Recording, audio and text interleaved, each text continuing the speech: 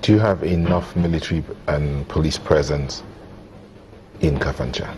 Well, the deployment of the military and police presence has been really heavy and enormous. So now, to say. If I understand the word curfew, that means the civilians are not supposed to be able to move.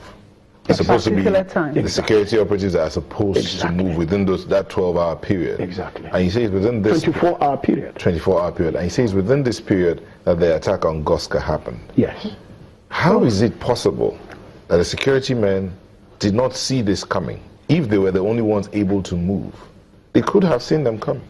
I know you're not a security man, but... Well, that's the question we ask.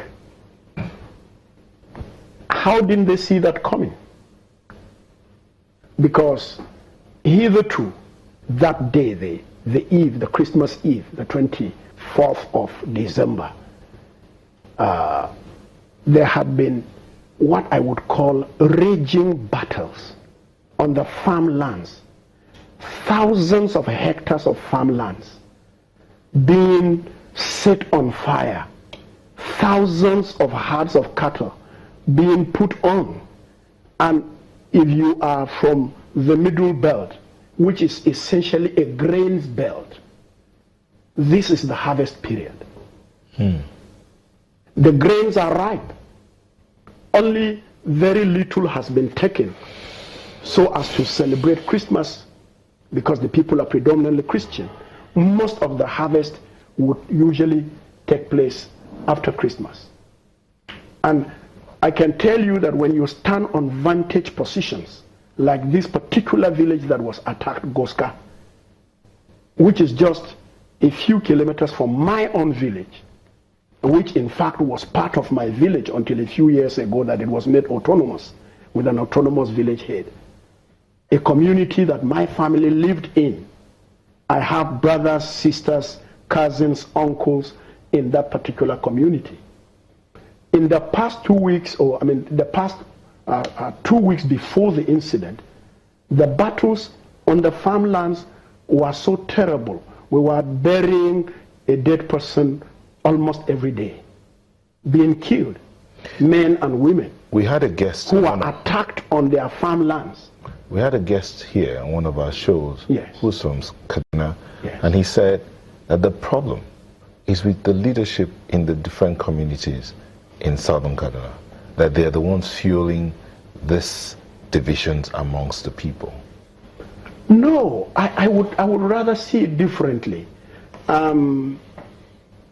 I would say that for the leadership of most of the indigenous community, if I give you certain statistics now, it would sound as exposing their weakness. Because it's like they bend too much backwards over to make peace.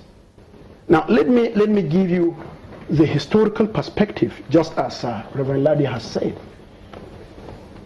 We have in Jama'a local government, apart from the House of Fulani quarters in Kafanchan, where the Emir lives, we have a town like Godo, where there is a House of Fulani quarters. We have in Gidanwaya, where the College of Education is situated, a House of Fulani quarters. Now, apart from this, we have resident indigenized Rumada Fulani villages that are about 5 or 6.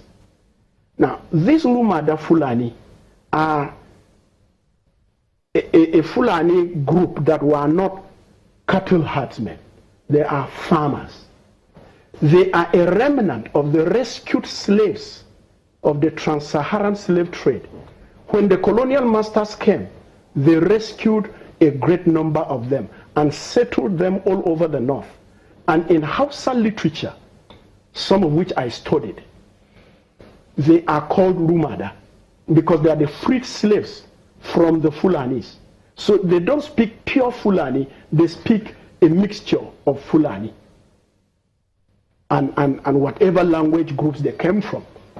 Just like you will find with freed slaves virtually everywhere in the world. So the attacks are coming from them. Okay, no, so these ones have been there these 5 villages of Dangoma, Dele, Jagindi, Kario, and Banauje.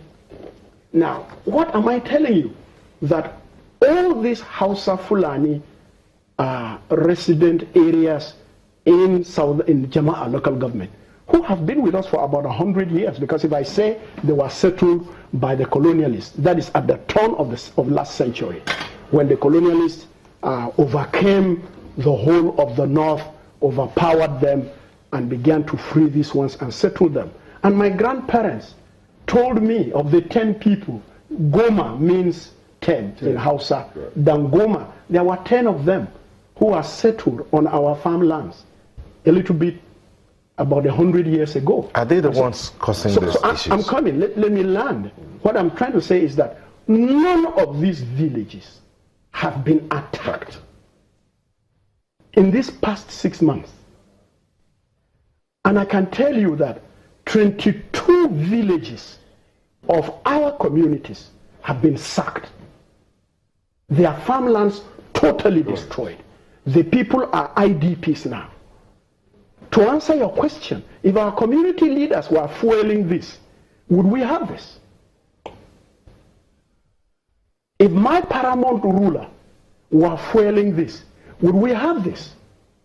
Because the youth are in fact angry that he and a lot of community leaders have gone far beyond what is necessary. I thought the religious leaders were supposed to help to foster peace. That's what I'm saying. The religious leaders have done a lot. The community leaders have done a lot to hold back the youth from what you know would ordinarily, naturally be retaliation. We'll take a moment. Retaliation. And retaliation is instinctive. We will come and back. You have government to be able to control it Mr. Kadima, and channel it.